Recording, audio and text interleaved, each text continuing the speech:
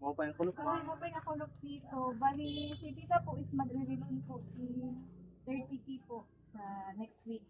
8 months po ini niya paghuhulugan. So, bali, ikaw po niya ko borrower.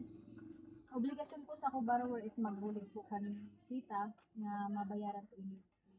Tapos, mapapirma po gihat. Sige, kuya, tawag ko lang po tito ano yung ngaran. Robert, Robert. BB ko. Cellphone number po, tara dito. 0931 22 51 461. Birthday po, tara. October 8, Robert. 1982.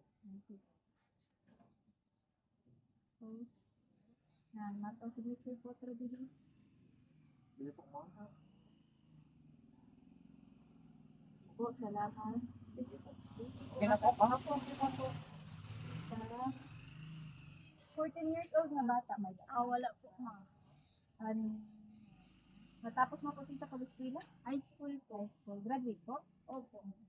Nakarawat regular na sweldo si tito na ta? Yes po, ma'am. May da CR po, di ba? Opo, ma'am. Madam. TV washing ref po. May na po, ma'am. Tapos tita, mapasignature po ako sa inyo. Sige. So, bali next week po ini, uturong pula po. 30,000 sa sulod po sa 8 months. So, mala po tita, na permihan naman po kanan. Mabalik na lang po si manager para pagbalik. Sige po, ma'am. Sige po tita, good luck po sa inyo paggamit sa inyo. Sige po, ma'am. Thank you po. Tita. Sige po.